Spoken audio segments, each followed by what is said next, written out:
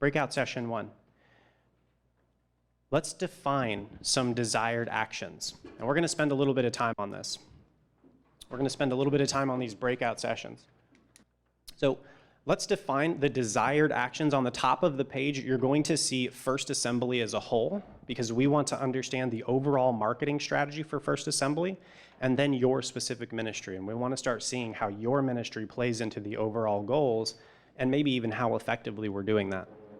And so you'll see what's the number one desired action for a new visitor, for a returning visitor. Go ahead and push forward here, there we go. For regular attenders, for group members, which might be like men's group member or a women's group or a Bible study, something like that. And then dedicated volunteers, people who are already committed. What is the desired action for them? So you can begin filling that out. And can timers at your tables set timers here for 5 minutes. Maybe we'll get just enough time to fill those out. And you don't have to go on to your ministry. We're going to do that second. I want to have a kind of a conversation here about that first part.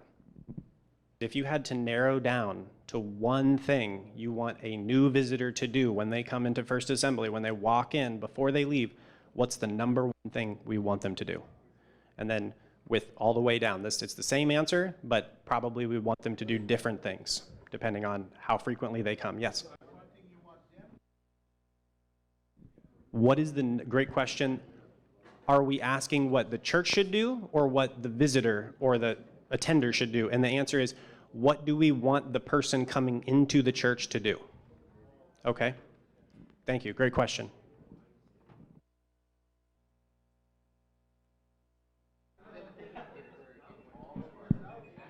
Okay, we can start coming back in here. I definitely heard some really good discussions. I know I saw some good answers. So what I want to do, and again, as I was saying in this section 1 here, is as we're talking about marketing, we all have assumptions about, number one, what it is, which hopefully we're kind of on the same page on now. But 2, what are we wanting people to do? A lot of times we're talking past each other and we're all sort of assuming different things about what we want them to do. And so I want to get each table, okay? And so just maybe starting over here, with your table, can you give me 2 things that we think we want new visitors to do? And if it's the same thing for the table, then that's fine. If you guys have multiple answers, I would love to hear 2. Okay, want them to feel belonging, okay? Can I get 2 from this table? Okay, make them feel welcome. Okay, so ideally we'd like them to find Christ as their Savior on their first time visiting. Great. Back here, Christian Academy? Come back. I like that one. That's good. Okay, fantastic. Back here in the back? Okay, so information to connect and also to hopefully get them back. That's great. Here? Same thing? Okay. Experience God. Ooh, I like that one. That's good. Okay. Very good. So let's go to returning visitors. I'll start on this side. What's the number one action we want returning visitors to take as they come back for the second time? Maybe this table. Engaging with other people. Great. This table over here. They want more. We want them to get hungry to have more. Absolutely. In the back. We want them, okay, so if they're coming back for the second time, we want them to feel connected. Wonderful. So we've got a couple answers. Maybe we'll go back over here for returning visitors.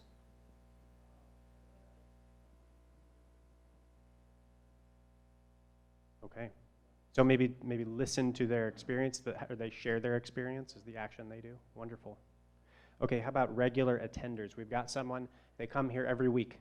What do we want them? This sounds like you've got a good one.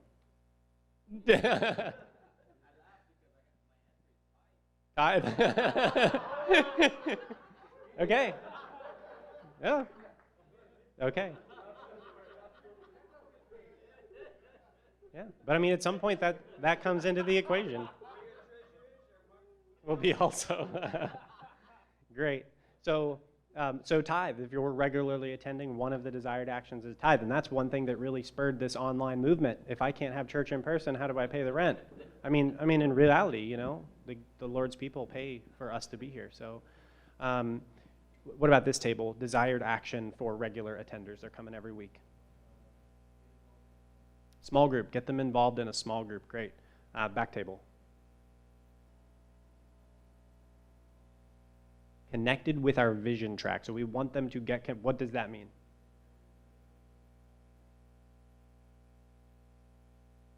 Okay, so we want them to get into a small group, which I've heard, which is great, and then we want them to get them into the training program, essentially, which is fantastic.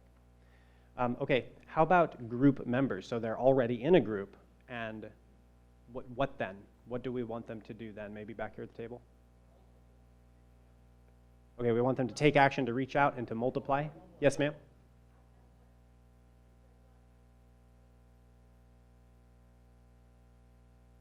Okay, so use their gifts to serve God. Absolutely, fantastic. How about Christian Academy over here for people who are already in a group? To become leaders, fantastic, okay. And then lastly, dedicated volunteers, people who are already leading groups, but they're not paid staff. People who are cleaning in the church, people who are here, whatever you have them doing, laying cement, you know. What's the number one desired action we want them to do? Maybe this table right here? Oh, go to nations, missions. We want them to go out? Great. Okay. I didn't know if there was a program we had I didn't know about called Nations, and I was like, okay, wonderful. We want them to be involved in missions. How about this table over here with our dedicated volunteers? What do we want them to do?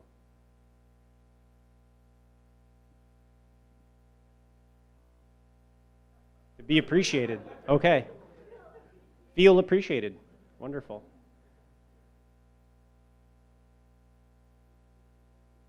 We want them to mentor someone. Great, great. And maybe we'll do one more back here at the back table. We want them to feel valued. Okay, great. So now, firstly, these are all really great options, or great things that we desire them to do. Now, when we talk about marketing, in order to successfully get people to a desired action, so for instance, encounter, we all have to 100% agree that that's the goal. Because if one person is, and all of these are good things, we just have to determine which one is the top priority. And if we have new visitors, for instance, coming in, and one person thinks top priority is making them feel welcome, and another person thinks the top priority is making them feel something else, we're all pointing our marketing efforts in different directions, and that makes us very inefficient. Okay? So yes, we want them to feel welcome, we want them to meet people and connect, but specifically, what do we want them to do? So right now we're going to pass out some papers. These are from Pastor Ko. Megumi, would you? Thank you very much. Now,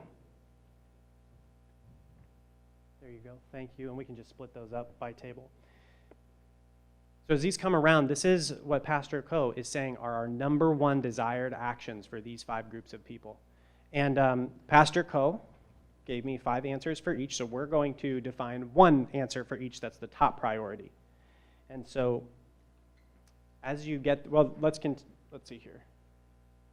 Yeah, we'll give it just a second as those go around. As those are going around, does anybody have any questions about any of this so far?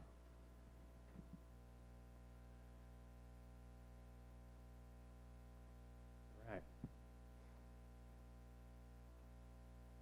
Okay. So with the first-time visitors, we are going to highlight the 4th one down, which is we want to get information so that we can follow up with them. And this is a very critical point in people interacting with First Assembly, because a lot of times, this is true in sales, this is true in the church, you've got one shot to make an impression and to get them back here. I read a statistic at one point, and I won't even pretend to remember the numbers, but people don't come back, a very high majority of people don't come back to church because they're not invited. Wow. And if we only did that to every single person, our effectiveness would go up substantially. But we want them to come back, and what that means is we have to get a form of contact information with them. And this is also true in the digital landscape. We're going to be kind of talking about physical and digital. When we pay for advertising and we get someone to your website, when you have a really great sermon and people find it on YouTube and then they come to the First AOG website, they look at the website and then they leave, just like they do when they come to church for the first time. They leave, odds are they don't come back unless you get contact information so that you can follow up with them and you can build a relationship. So contact information is going to be the number one most important for the first time visitors. Now, for the second, and we heard some multiple answers, most of them regarded connecting for returning visitors. So they're coming back for the second time. What do we want them to do? We want them to connect to a ministry. So they came once, we got their information. Maybe we have some kind of a strategy where we call them, which I know you guys already have to some extent, and we call them, we follow up with them, we let them know they're cared for, and then the second time, we're connecting them with the appropriate ministry, and you have a lot of them to connect to. So that's the number one priority for returning visitors. For regular attenders, we want them to ultimately get connected with Encounter. Because as I understand it, the number one priority for all of this church is to get people discipling, get them serving in the community, and get them in the mission field. And Encounter is the training program to get them there. So this intermediary step, regular attenders, we want them in Encounter. Okay, now group members. So we've got them connected with the community. They've been through Encounter. What do we want them to do at that point? For your marketing process, we want those people to finish School of Leaders, because that's the training so that they're equipped to lead other people. So group members, we want to finish School of Leaders. And then lastly, here, dedicated volunteers, what do we want them to do? We want them doing a ministry. We want them, like we heard back here, we want them duplicating themselves and raising up other leaders. We want them on the mission field, specifically, I think. We're a very missions-oriented church, which I love.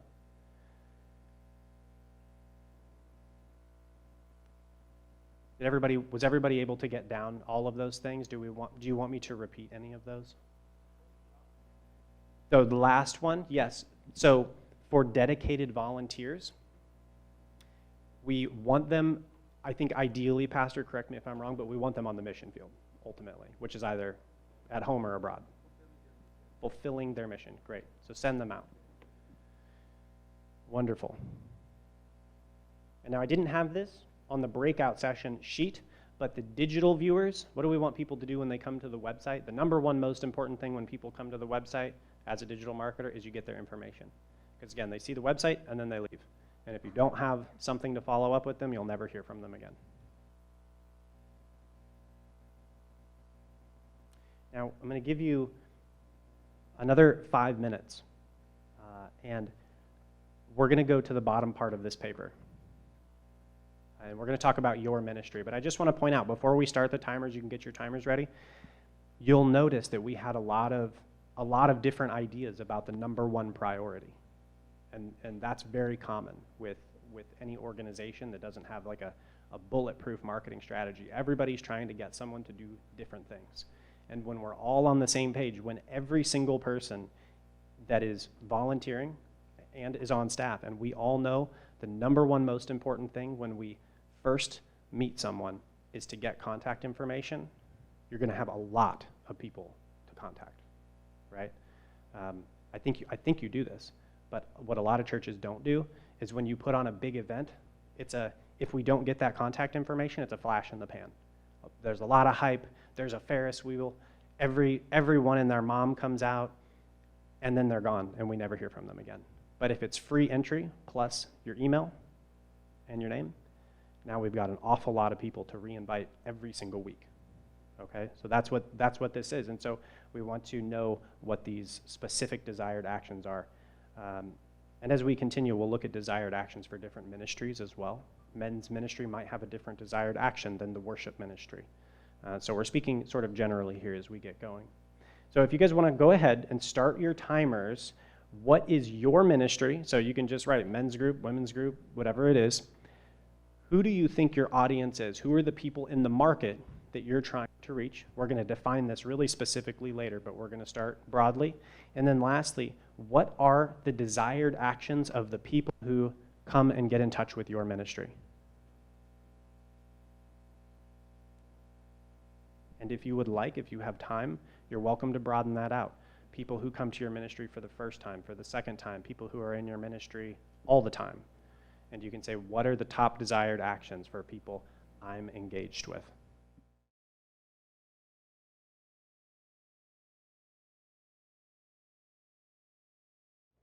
So we had a really good question as we were moving through. Did everybody have enough time? We feel like that was a pretty comfortable amount of time? Okay, a couple heads nodding. Okay, really good question from over here. And he said, my role is to disciple people and to get them to take action to go and share the gospel. Well, what does that mean? Well, what that means is you're discipling, so your part in this marketing process is to get people to take action, to start living a godly life, and they themselves then begin asking people to take action. But if you're discipling more, what would we say, like Christians who need more meat than milk, right? And you're saying now that you are a discipler, you go and save the lost. Well, that's a different part of the marketing strategy, because you're not, those people aren't discipling more, what do you want to say, like, people, Christians who might be a little bit more advanced in their faith, they are going and they are reaching the lost. And so the people you have just trained have just become marketers, and you have just sent them to the very top of, and we're going to talk about a funnel, but the funnel is kind of like this. And you put people in at the top, brand new people who've never heard of the church, maybe people who've never heard of Christ, and they go all the way to the bottom, and then they go to the mission field. So what the question was, when I send people out to the mission field, what happens? When they go to the mission field, they're back at the top, and they're bringing new people in.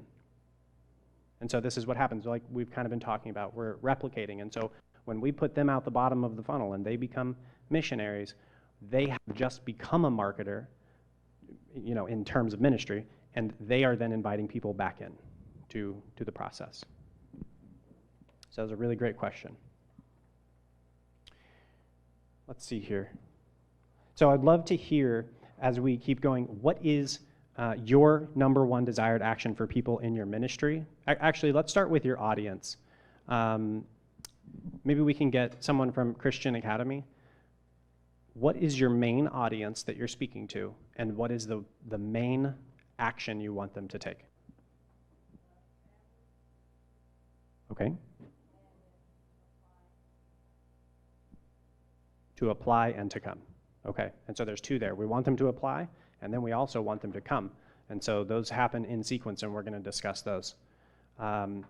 Maybe right here at this table, would somebody share a particular ministry with me? Please. Senior pastor. Okay. My target audience is the world.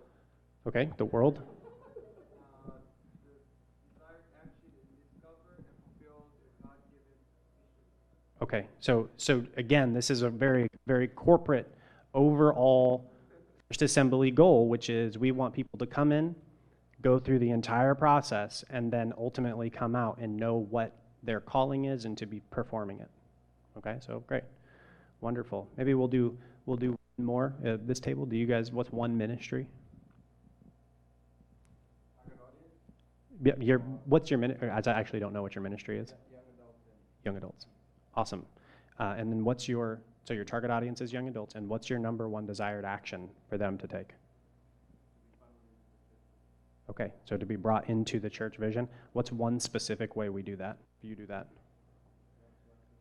Mm-hmm. Connected into small groups. Okay, fantastic. Very good. Okay, so we're going to keep going. And as we do, does anybody have any questions on that first breakout session? Pretty clear? Yes. Yes, you can have more than one target audience, and in a couple, I think in this breakout session, this next one, we're going to have two. You get to have two, and we're going to talk more about that coming up right now.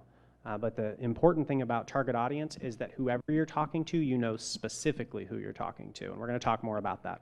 So great question.